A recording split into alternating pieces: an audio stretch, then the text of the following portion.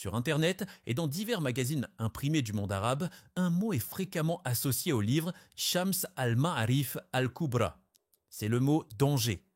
L'ouvrage, également connu sous l'appellation Le Soleil des connaissances, est attribué à Afimad al-Bouna, un Nord-Africain qui a prospéré au Caire. Ce serait un soufi connu comme un faiseur de miracles dont les prières étaient toujours exaucées. Aujourd'hui, on vous amène à travers l'histoire de ce qui est considéré comme l'un des grimoires les plus dangereux. L'attribution du Shams al-Ma'arif à Al-Bouna. Al-Bouni est né à Annaba, en Algérie, et mort en 1225. C'était un mathématicien, philosophe, soufi et surtout un écrivain algérien célèbre par ses écrits sur la valeur ésotérique des lettres, ainsi que des sujets relatifs à la sorcellerie, à la spiritualité et aux mathématiques. Sur sa vie personnelle, il est difficile de trouver assez d'informations, mais on sait de lui qu'il a vécu en Égypte et étudié chez plusieurs maîtres soufis éminents de son époque. Il est contemporain d'Ibn Arabi et surtout connu pour avoir écrit l'un des plus importants livres de son époque, Shams al-Ma'arif, également connu sous le nom de Le Soleil des connaissances. En gros, le livre est un grimoire qui est toujours considéré comme le premier texte occulte sur les talismans et la divination. Cet ouvrage sera interdit peu de temps après sa publication, son contenu étant jugé hérétique. L'auteur a écrit plusieurs traités sur la science occulte, des lettres et des noms divins qui mettent en corrélation les lettres de l'alphabet arabe avec la structure hiérarchique et émanative de l'univers telle qu'elle a été décrétée par Dieu. La connaissance parfaite des lettres et des noms divins permet de mobiliser leur correspondance dans les domaines célestes et terrestres et d'obtenir des effets magiques et miraculeux. Cette science n'était pas marginale dans les sociétés islamiques du Moyen Âge et du début des temps modernes, et il n'existe aucune preuve d'une censure officielle à son égard.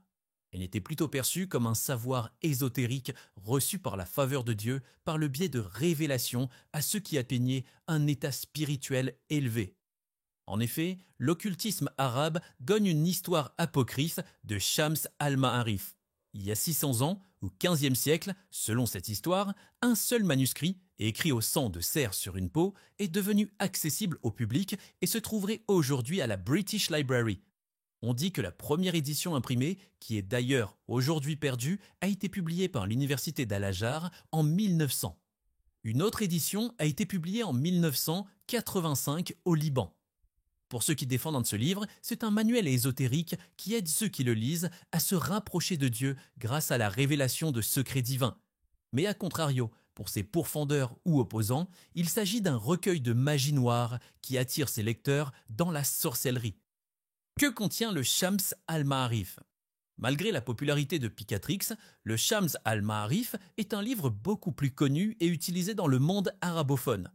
Bien que les études actuelles mettent en doute la paternité d'Al-Bouna sur la version reçue du Shams al-Ma'arif, son influence sur la magie arabe est considérable. Ce livre combine les carrés magiques, la magie des lettres arabes, les versets du Coran et les noms d'Allah avec le calendrier astrologique. Comme il y a 28 lettres dans l'alphabet arabe et 28 mentions arabes de la lune, les correspondances entre les lettres des mentions sont particulièrement influentes. Comme Picatrix, le Shams al-Ma'arif est bien plus qu'un simple livre de recettes de talismans, qui sont typiquement secondaires par rapport à son objectif principal d'élucider les connaissances ésotériques et les sciences occultes ainsi que d'illustrer la sagesse soufie.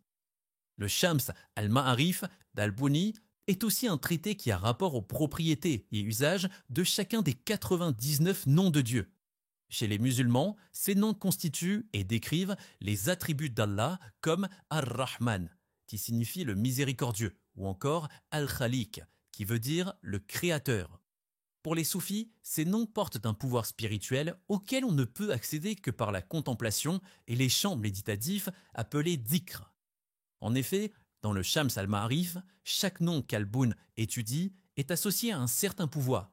De fait, il explique que réciter un certain nombre de fois Al-Alim, qui veut dire l'omniscient, donne accès à la connaissance divine.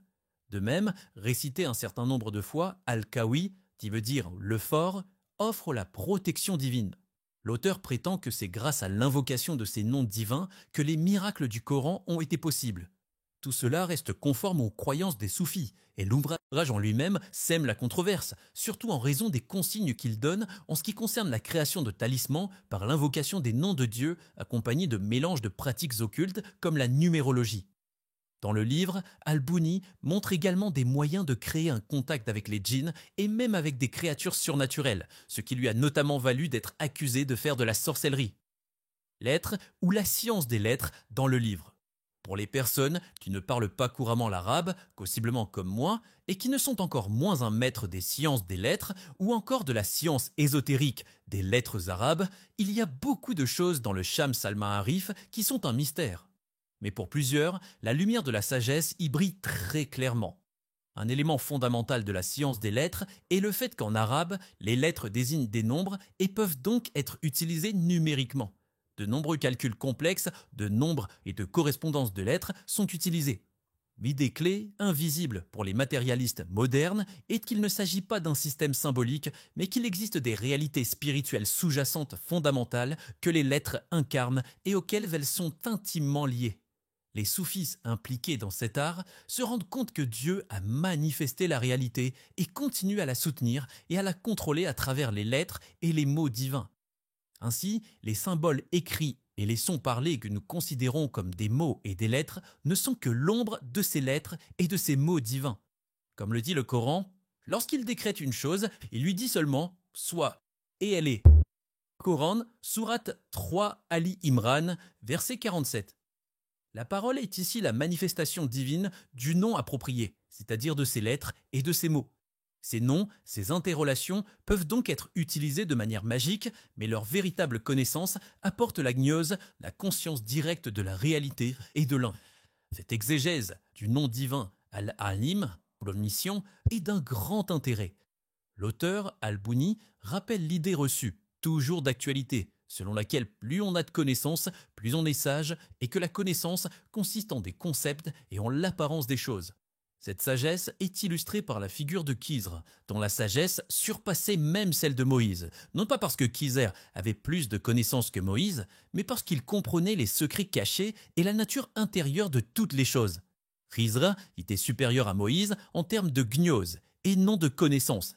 Comment donc obtenir cette sagesse intérieure de toutes choses ? Circulation et réception de Shams al-Ma'arif. Des recherches récentes ont montré que la circulation et l'influence des œuvres originales d'Al-Bouna ont été limitées à des communautés soufis fermées. Au XIVe siècle, ces œuvres sont devenues plus connues en dehors de ces cercles et, à partir de là, leur popularité s'est accrue. La renommée actuelle de son auteur repose sur les éditions populaires imprimées de Shams al-Ma'arif. Tout au long de l'histoire, un certain nombre d'auteurs ont exprimé leur prudence et discrétion quant à la légitimité des pratiques d'Al-Bouna et à l'attribution du Shams al-Ma'arif à ce dernier. Très tôt, Shams al-Ma'arif a été connu pour être difficile à obtenir. Dans le Nafi al-Tib, encore connu sous le nom de l'odeur du parfum, du biographe al-Maqar, on trouve un poème de l'Andalou Oumar al-Zajjal s'adressant à son cheikh, demandant à recevoir l'ijaza, qui est une autorisation formelle de transmettre un texte pour plusieurs œuvres dont Shams al-Ma'arif, dont la paternité n'était pas précisément connue.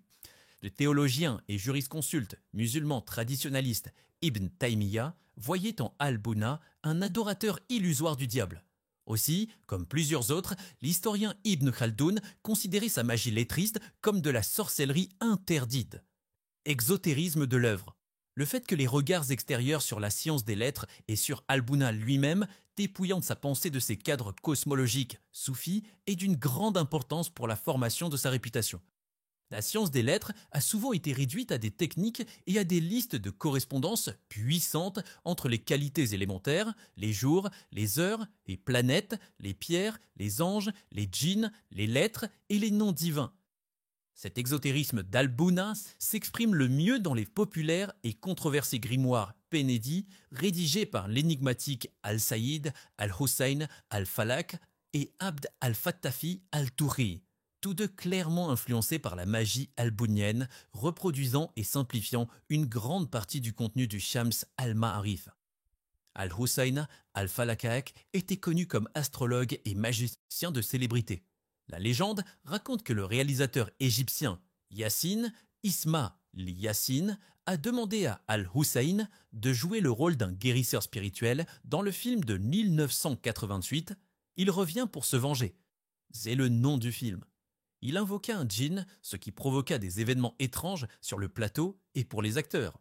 Al-Falakir Al-Hussein lui-même aurait été tué en 2003 à l'âge de 58 ans par un djinn dans sa maison de Faisal, un des quartiers de Gizeh au Caire.